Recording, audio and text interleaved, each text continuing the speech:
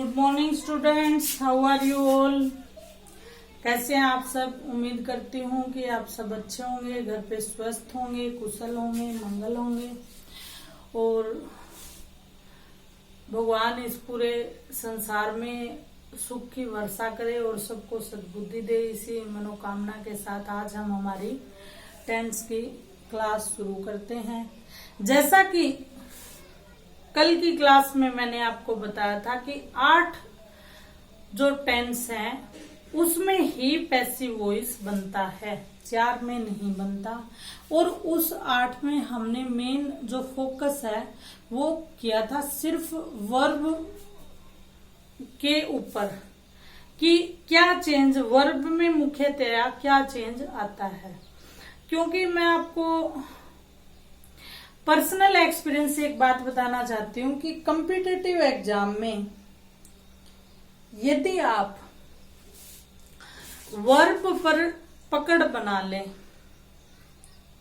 Tense में verb का role, voice में वर्ब का रोल, डायरेक्ट इनडायरेक्ट में वर्ब का रोल, जहां पर ये आपके एरर आते हैं उसमें भी लगभग वहां पर भी वर्ब का मुख्यतः रोल मिलता है। उसके बाद कंडीशनल सेंटेंसेस के माध्यम से पूछा जाता है। लगभग 50% हिस्सा आपका, 50 से ज्यादा, बल्कि मैंने 50% कम कहा है, इससे ज्यादा हिस्सा आपका depends on the verb.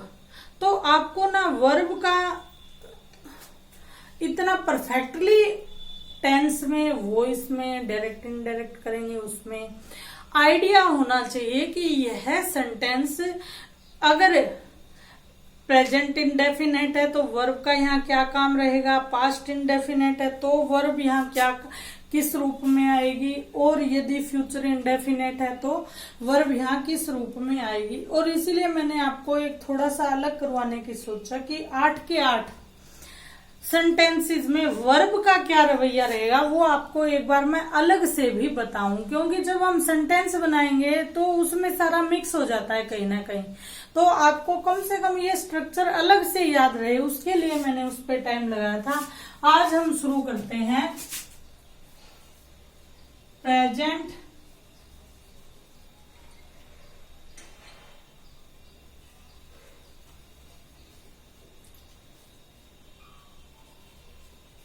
Present indefinite tense.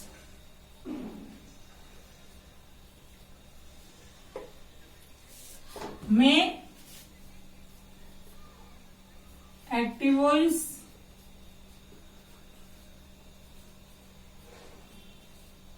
And passive voice.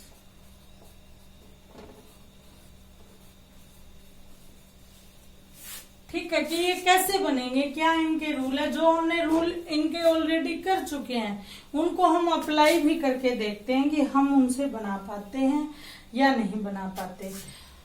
तो सबसे पहले जो स्ट्रक्चर होता है वो होता है, यहां हम एक्टिव वॉइस का पार्ट लिखेंगे, वहां हम पैसिव का लिखेंगे।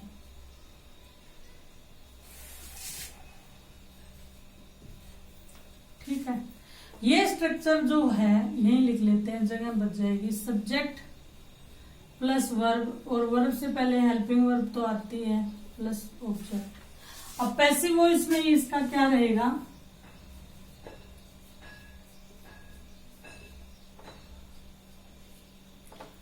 Object plus verb plus by agent और प्लस सब्जेक्ट। ठीक है, अब यहां पर यदि नाउन हुआ तो कोई चक्कर नहीं, यदि यहां पर प्रोनाउन हुआ तो इस प्रोनाउन के अकॉर्डिंग ये वाली हेल्पिंग वर्ब आएगी, इतना आप ध्यान रखना। ठीक है, अब बात करते हैं पैसिव वॉइस में कैसे बदलेंगे। जैसे एक वाक्य हम लिखते हैं, राम पत्र लिखता है, राम राइट्स ए लेटर। ठीक है, अब ये हो गया आपका सब्जेक्ट, ये हो गई आपकी वर्ब, ये हो गया आपका ऑब्जेक्ट। अब हमें इसमें से कुछ नहीं पता, मान लो हिंदी नहीं आ रही, आप बेझिझक इस ऑब्जेक्ट को उठा के यहां ले आए, ए लेटर। ठीक है। अब प्रेजेंट इंडेफिनिट टेंस है, वो अपना पैसिव वॉइस कैसे बनाएगा उसका रूल आप देखिए। सब्जेक्ट यानी ऑब्जेक्ट, कंफ्यूज नहीं होंगे, प्लस हेल्पिंग वर्ब, और हेल्पिंग वर्ब भी कौन सी, इज, एम, आर, और प्लस क्या हो जाएगा वर्ब की third form, plus by, plus subject. ठीक है। अब Ram writes a letter, Ram एक पत्र लिखता है। अब आपके टेंस भी रिवाइज हो जाएंगे। मैं आपको बड़े धैर्य से ये चीजें करवा रही हूँ ताकि आप देखो जिंदगी में या तो कोई काम करो ना तो ऐसे करो कि उसको कोई गुंजाइश ना छोड़ो उसमें। तो देखिए प्रेजेंट इंडेफिनिट टेंस की पहचान होती है कि वर्ब के साथ ता है, ती है, ते है जुड़ा हो। तो हमारी कंडीशन पूरी हो गई। राम एक वचन है, अब एक वचन है तो वर्ब के साथ है CIS लगेगा, इसका जो स्ट्रक्चर है। अब बच गया, ये हो गया सब्जेक्ट, ये हो गई वर्ब, ये हो गई हेल्पिंग वर्ब। अब हो गया ये पत्र के साथ क्या जुड़ा है इसका, यानी है एक इसके साथ संख्यावाची विशेषण जुड़ा है कि एक पत्र है, 100 पत्र है, इस पत्र की विशेषता है। तो इस पूरे को हम एज ए ऑब्जेक्ट उठाएंगे, ना कि सिर्फ पत्र को एक को कहीं लटकता छोड़ देंगे, नहीं। ठीक है। तो अब इसकी हिंदी ऐसे बनेगी, पैसिव वॉइस इंग्लिश का, एक पत्र राम के द्वारा लिखा जाता है। अब आप देखिए ये ऑब्जेक्ट हो गया, ये सब्जेक्ट हो गया, के द्वारा एजेंट हो गया, इसको हम बाय से डिनोट करेंगे। ये चली गई आपकी क्रिया और हेल्पिंग वर्ब। अब इसमें रूल है इंग्लिश में कि आप ऑब्जेक्ट को आगे लाओ, हम ले आए, ये हमने पैसिव वॉइस ही बनाया है हिंदी में। अब इसकी इंग्लिश बनाते हैं, ऑब्जेक्ट को आगे ले आओ तो क्या लाएंगे, ए लेटर। अब आगे आएगा तो कैपिटल हो जाएगा, ए लेटर। अब ये देखिए ए लेटर के बाद इन्होंने कहा है हेल्पिंग वर्ब जोड़िए, इज, एम, आर। अब ए लेटर है, ये एक वचन है, बहुवचन है या एम है, ये एक वचन है तो इज लगेगा। A letter is plus verb की थर्ड फॉर्म रिटन, लिखा गया, रिटन बाय एजेंट यानी के द्वारा, किसके द्वारा, राम के द्वारा। ठीक है। अब यहाँ 10 लेटर आता तो 10 letters are written by Ram. समझ में आ गया। अब लगाते हैं एक और सेंटेंस देख लेते हैं। सुधा एक वचन है, बहुवचन का देख लेते हैं।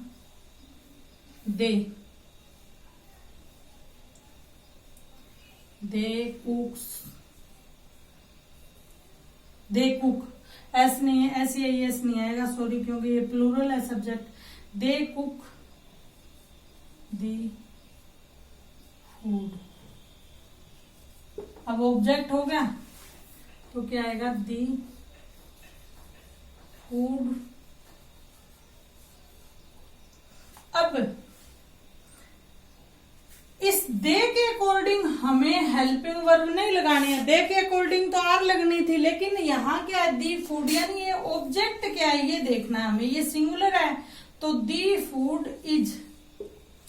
ठीक है। और वर्ब की कौन सी फॉर्म आएगी, third, the food is cooked bye. अब दे क्या हो गया, वे। अब इसकी हिंदी बनते हैं वे खाना बनाते हैं।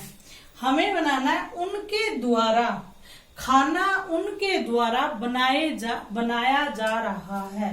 तो दे वे, तो दे तो नहीं आएगा, उनके मतलब देम, बाय देम। ठीक है, समझ गए आप। तो यहाँ ये जो सब्जेक्ट है दे, ये वहां जाकर ऑब्जेक्ट बन गया और किस में चेंज हो गया, देम में कन्वर्ट हो गया। जो कि मैंने आपको एक चार्ट बनवाया था कि आई मी में चेंज होगा, ही हिम में होगा, वो आप देख रहे हो। वो जो बात थी वो यह थी। ठीक है, यह रूल आपको मेरे ख्याल से समझ में आ गया होगा। एक बार और मैं इसको क्लैरिफाई कर देती हूँ, एक दो चीजों को।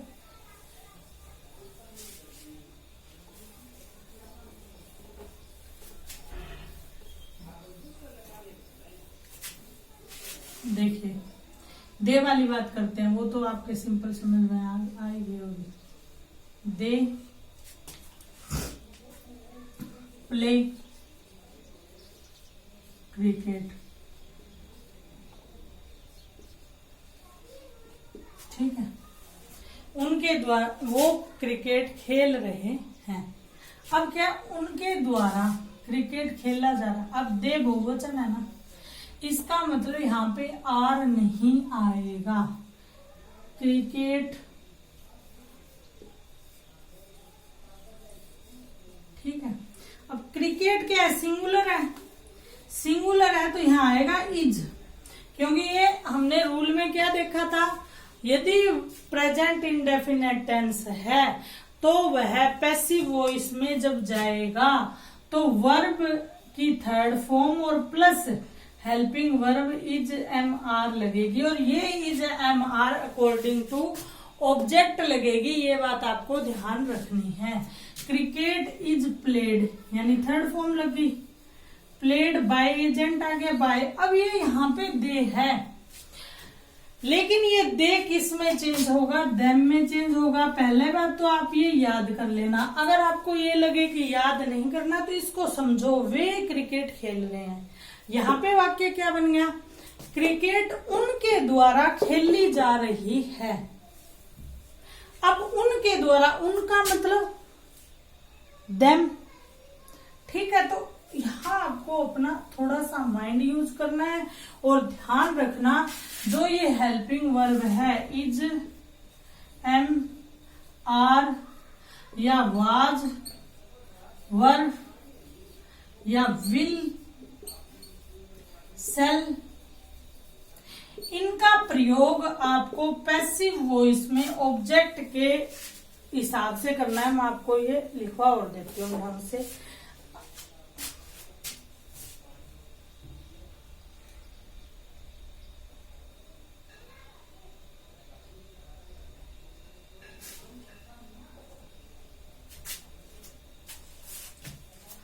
देखिए,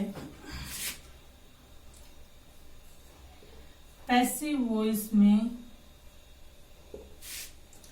हेल्पिंग वर्ब का यूज अकॉर्डिंग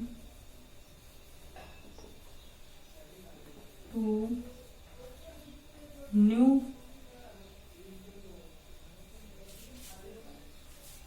न्यू सब्जेक्ट अर्थात ऑब्जेक्ट के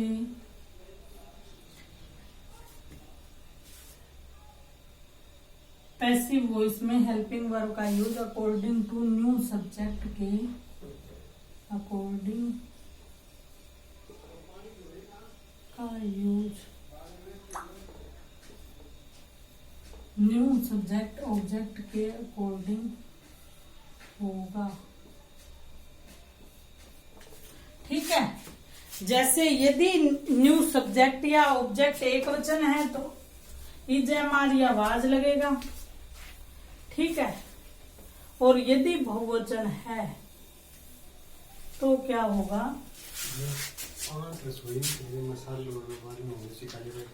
तो क्या होगा, उसमें जो पैसिव वॉइस का ऑब्जेक्ट होगा। इसके अनुसार यहां वाली हेल्पिंग वर्ब आएगी, ये याद रखना बस, ठीक है। इसमें एक्टिव वॉइस के सब्जेक्ट से हमें कोई मतलब नहीं होगा, क्योंकि वो सब्जेक्ट बन जाएगा यहाँ ऑब्जेक्ट। अब आपको प्रेजेंट इंडेफिनेट मुझे लगता है अच्छे से समझ में आ गया होगा। प्रेजेंट इंडेफिनेट के एक दो वाक्य और देख लेते हैं।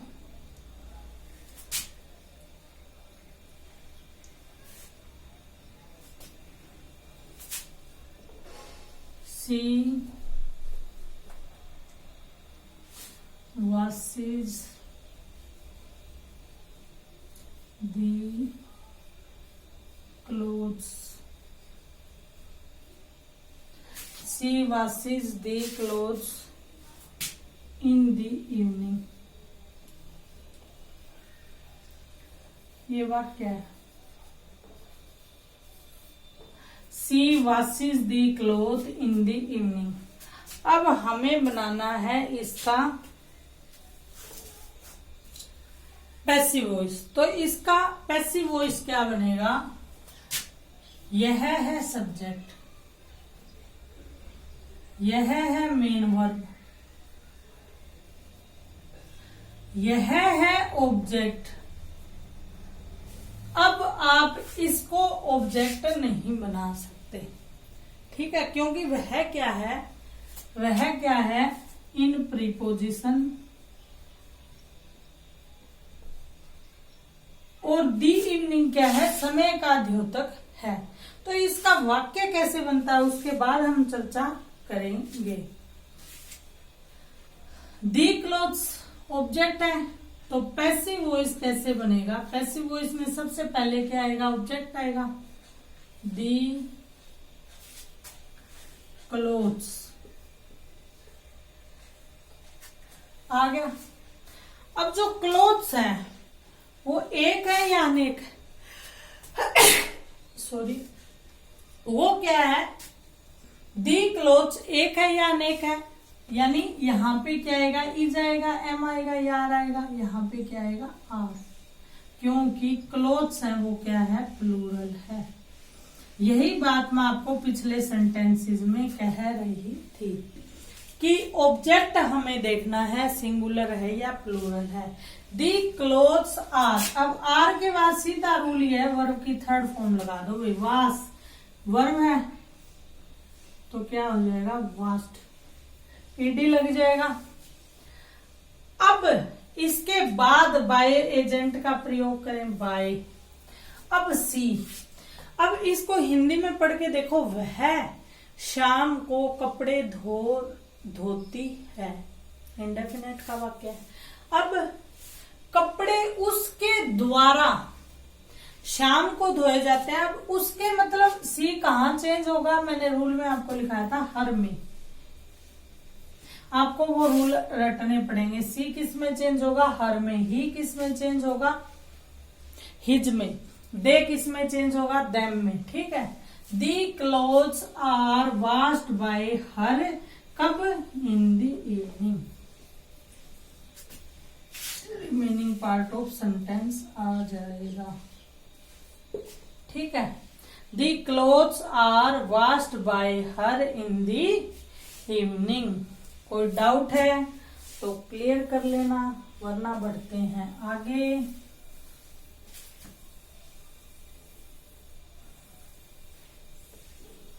अब हम आते हैं प्रेजेंट कंटिन्यूअस टेंस पर।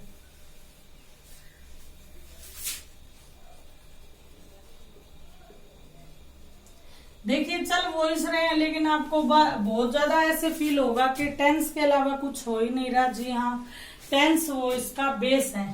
प्रेजेंट कंटिन्यूअस का स्ट्रक्चर आप मेरे को लिखवाओ, सब्जेक्ट प्लस हेल्पिंग वर्ब। अब हेल्पिंग वर्ब है वो किस तरह की? Is, am, are.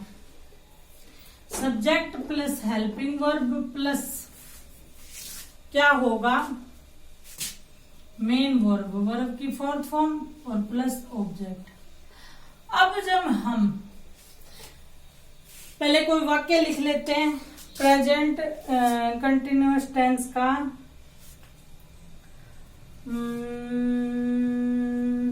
क्या लिखें? हम फुटबॉल खेल रहे हैं। हम फुटबॉल खेल रहे हैं। ठीक है। अब देखिए सब्जेक्ट क्या है, हम इसकी इंग्लिश क्या होगी? वी। अब वी एक वचन है या बहुवचन है? Thank you. मम्मी ने आपको सब कुछ ला के दिया, बताना मत किसी को। Thank you. सब्जेक्ट क्या है? हमको इंग्लिश में कहेंगे वी। अब helping verb according to we आएगी तो क्या आएगी? We are. लगा दी। अब वर्ब की फोर्थ फॉर्म लगाओ। खेलना, प्ले। प्ले के साथ fourth form we are playing. क्या प्ले कर रहे हैं? Object. We are playing the football या वी आर प्लेइंग फुटबॉल। ठीक है, ये हमने बना लिया। स्ट्रक्चर आपके समझ में आ गया। अब पैसिव वॉइस में इस स्ट्रक्चर को कैसे चेंज करते हैं? सब्जेक्ट प्लस क्या होगा? Helping verb. Helping verb same plus being plus verb की थर्ड फॉर्म और प्लस ऑब्जेक्ट। अब वैसे तो यह क्या होगा? ऑब्जेक्ट और सब्जेक्ट, वरना आप इसको कह सकते हैं न्यू सब्जेक्ट और न्यू ऑब्जेक्ट। आपको जैसे सूट करे, जैसे आपकी मन की इच्छा हो। और वर्ब की थर्ड फॉर्म के बाद बाय एजेंट का प्रयोग होगा। अब आप देखिए ये सेंटेंस हम कैसे बनाते हैं। अब यहाँ पे बहुवचन आर था ना, अब देखिए आर का यूज होगा या इज का होगा। अब बनाओ ऑब्जेक्ट, लाओ फुटबॉल। फुटबॉल। अब फुटबॉल एक वचन है या बहुवचन है? सिंगुलर है या प्लूरल है? सिंगुलर है। फुटबॉल इज, उसके बाद बीइंग